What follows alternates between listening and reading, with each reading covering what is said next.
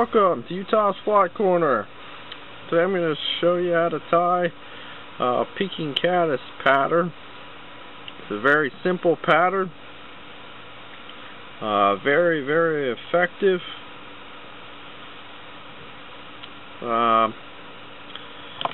See the worm sticking out, the larva peeking out. These are his legs. That's his case. I'm going to show you how to tie this baby up. I've seen this pattern in a European fly fishing magazine, and also the pattern's featured in a tying video, tying effective trout patterns or something like that. It's with Charles Mack and Eric Strops. But the hook I'm going to use is a Dotch 2220 size 14. And I got a tungsten bead on there. I'm going to start my thread behind the bead. I'm using Uni Tan 8/0. I'm going to run it down up to my point. Break the tag off. This one I'm going to tie a green rockworm. I find the green's pretty effective, as well as the white that I showed you just a second ago. But what you need, what really works for these is sparkle yarn. This stuff here. And what you got to do is you got to burn the end of it. You actually want to catch it on fire.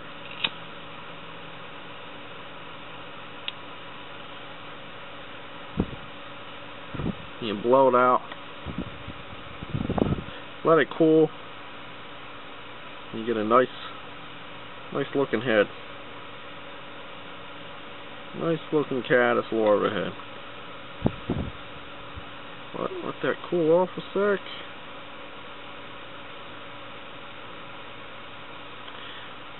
What I like to do is spin the yarn a little bit.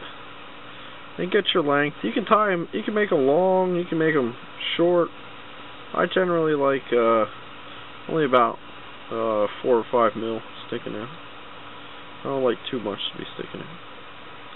I'll catch him on. I like to do 2 turns. See how we're at. Oh, a little too long. 2 more turns. A little too long. Yeah. Catch him back on.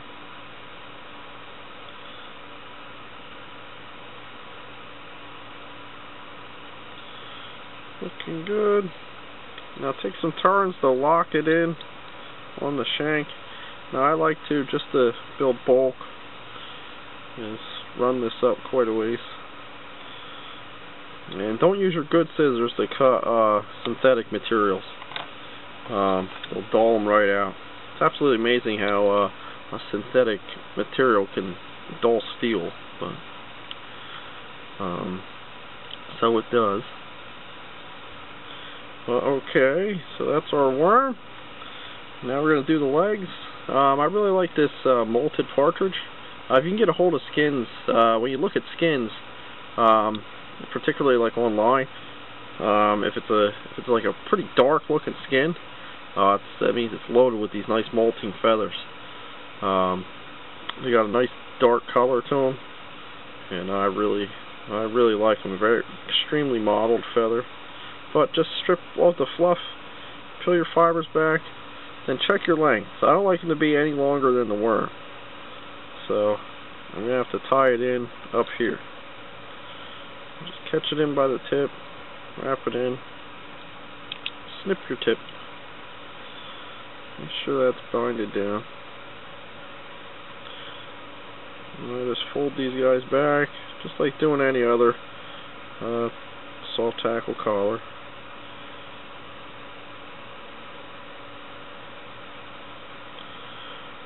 Just make your wraps. Catch your stem in, bind it down, and just take your fingers and grab everybody and start to sweep. Bring your thread back over top of them. see where you're sitting before you wrap any further. Because when you wrap around your fibers, you're going to tend to want to. They're going to tend to want to roll on you. So just take nice loose turns and tighten up on the way down. That way you don't roll them. And bring it all the way back to your worm. That's about good. Take a look, see how she's sitting. You can always go back. If you don't like the way your legs ended up sitting, you can always go back. But just run the thread down, run it back up. Really protect, get that partridge tied in real well.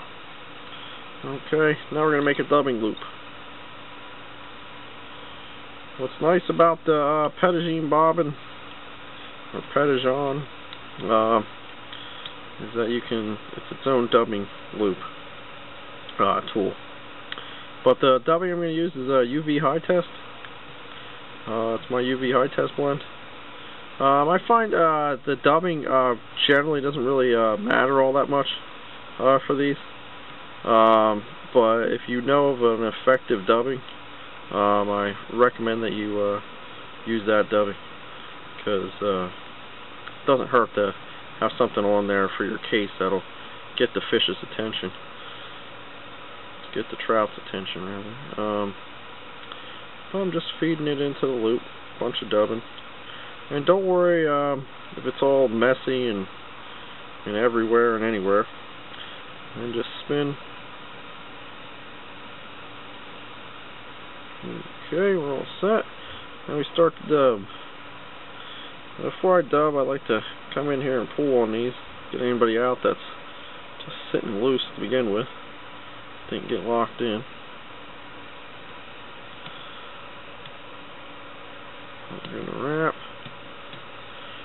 Just wrap forward.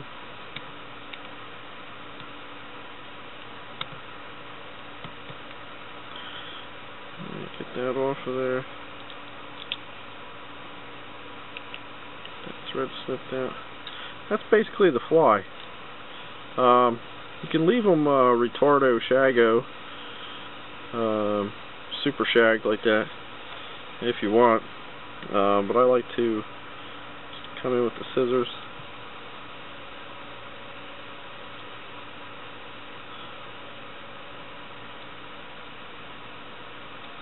Just work your way around. Now you can make a much tighter dubbing loop, but I like the way it looks. If you trim down a shaggy loop. That's just the way I've always been tying them.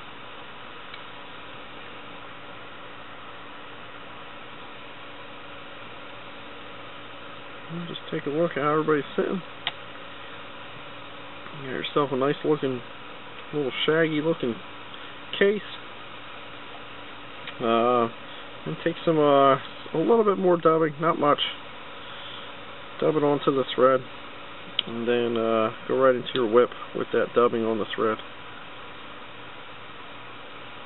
It's going to cover up that area there where you whipped. Not that the fish care.